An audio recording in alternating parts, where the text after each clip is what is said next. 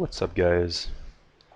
So, as many of you have requested, and me suggested a few times, I'm going to work on a RPG stream. Basically a tabletop RPG like Dungeons and Dragons and Vampire the Masquerade, but on stream, like many people do. Um, we're going to be 2 or 3 players plus me, or maybe more eventually. So, but the game I want to try out is a game I've purchased like 10 years ago called Lesser Shades of Evil. It's by EOS Press. It was published in Canada, in Montreal basically, that's why I have it, and almost no one heard of it because it never picked up really. But I know the game, I've played it, but I've storytelled it, and it's a pretty interesting premise. So here we go. The purpose of this recording is basically to give you some substance from the starting of the game. Understand that this is not meta knowledge that you will need to forget. It's actually something that your character will have heard in his mind before the game starts. Not right before it started, but at some point in the past. Everyone heard the same message. Take it as it comes. It's up to you to decide if it's the truth or not, or if part of it is true or not. So we'll get started. The voice is female. I'm sorry if I cannot portray that, but it's a female voice. Your world is ending. It has perhaps 300 years of life remaining, but know that mine is even less. As I speak these words, the walls of my tower are crumbling under the merciless attacks of my brother. I have just now infiltrated the Tower of Anachron, and I'm in its purple alcove, a room none of you have seen. It holds many secrets, and using its great pipe organ I may now speak to all of you as my father once did. Corvus will soon uncover my ruse, and so I must say to you what I must without further preparing you. When I am done, I shall ruin this artifact, and you will be free at last to decide your fate and that of the people of your realms. I hope you will do what is proper. Thus let me tell you the true history of the age in which you live. Let me tell you of the Kingsway. My name is Lyra Kingsway, born last of the daughter of Ambrose Kingsway and his wife Elizabeth. I grew up alongside my 3 brothers Ori, Iridan, and Corvus, and my older sister Delphina during the first age, the time you and your kin know as the accursed age. Having seen it with my eyes, know that it was indeed cursed and deserving of its fate. I miss it not in the slightest. It festered with horrible things. Machines were mated to the flesh of men that dreamt from dawn to dusk. Dark cities floated in the clouds, their shadows ominous to the billions of slaves that toiled in the poisoned lands beneath. The first age was hell itself. 3,000 years after its fall, its memory still haunts me. Now I must speak to you of our father, for the doom of that age was born of his crafts. You are privileged in that I know many things of him that the other Kingsway children do not. Indeed, I was on his heel and toe for the sum of my mortal life, following him incessantly wherever he went, to the point where he had to sneak about when he desired respite from his little shadow. I was fascinated by him, of the things he spoke of, and of the things he built. My father was raised by peculiar parents who died when Ambrose was still a child, leaving their vast ancestral wealth in his care. He spoke very little of his childhood, and what I know of it I will not reveal. Certain family things must remain of the family. But know that by the time my father was a young man his genius was known throughout the world. He was a master of sciences, and wise men sought his counsel incessantly. The most trivial of his musings was studied by great men, his allegiance sought by those in power.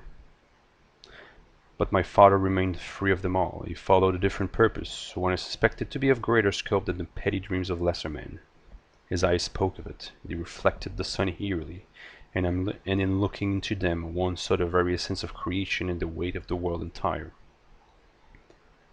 Much like the spider recedes into its lair after gorging on prey, he soon distanced himself from the world's cares. My father had gathered all he needed from mankind. His mind had no more need of their crafts. Using a web of deceit, his massive wealth and precise planning had allowed him to command many countries from the shadows, and great cities were displaced or built upon his words. Vast numbers of scientists unknowingly did his bidding. During these years of exile, my father lived in simple life. Except for his correspondence, he had no contact with the world. His home was devoid of playthings. He lived from the land, farming his own food and living in a house he built with his own hands. As companionship, he had the trees and the stars for many years, perhaps a decade or more. During the day, he worked his food fields, while abroad, entire countries heaved from his prior night's correspondence. It is during this time that he met and won the heart of Elizabeth. I suspect she may have been of the scientists he kept correspondence with, for my mother was well versed in the sciences. They married as people once did under flowers and archways, though they wed with no witness but silent fields of corn. Their love would not dull for more than 3,000 years.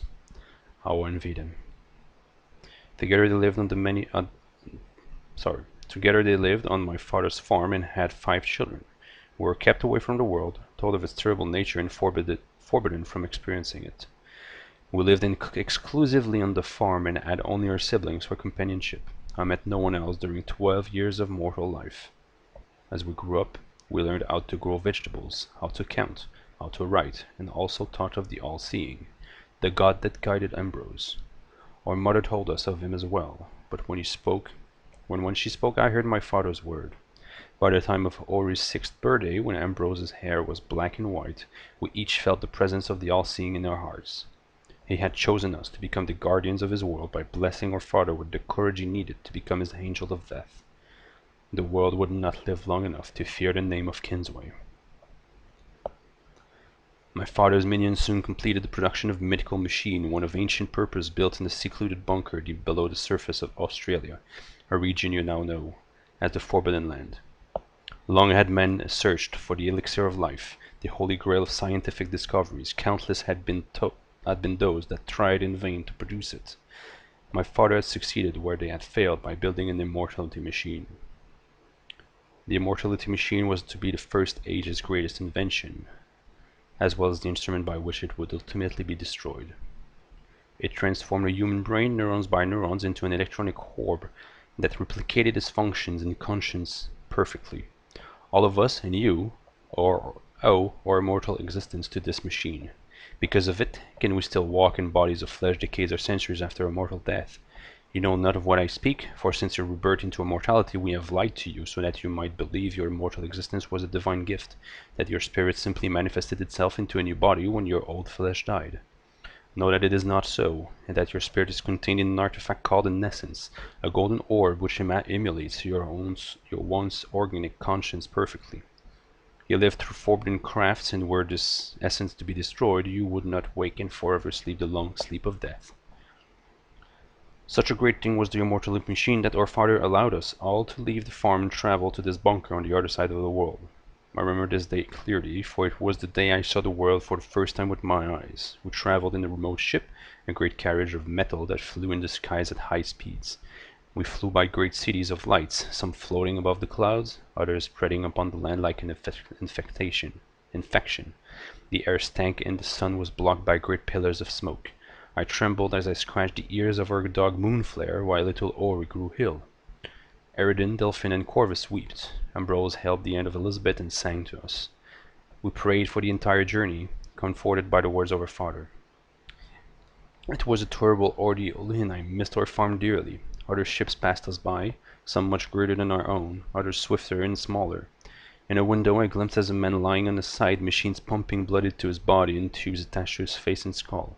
A deathly pallor he manifested, his feeble hand reaching for the window before our ships grew apart. How I shudder at what the world would be like now if this ship had collided with ours and sent us to our doom. What new forms of terror would these cursed men have produced in 3,000 years? Leading down the bunker was a flight of steel steps, and it seemed we meandered through dark labyrinths forever.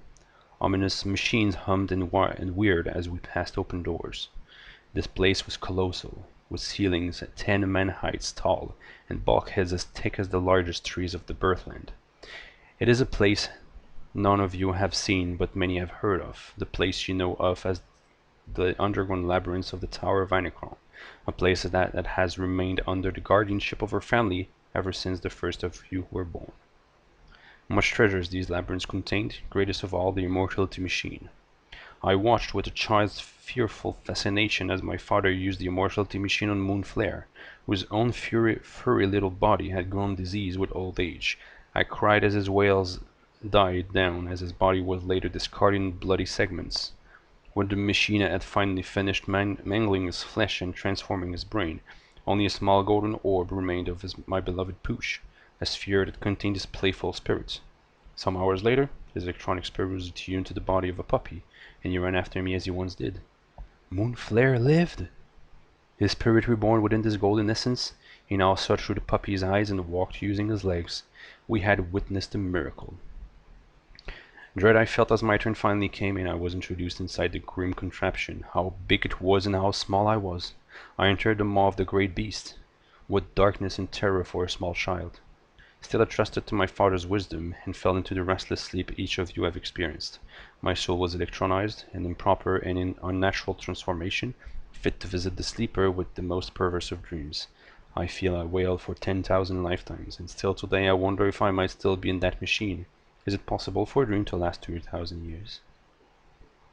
Yet I did wake, and the dreams did end. I opened my eyes, they were not my own. I opened eyes that were not my own, to see the young and unfamiliar faces of my family.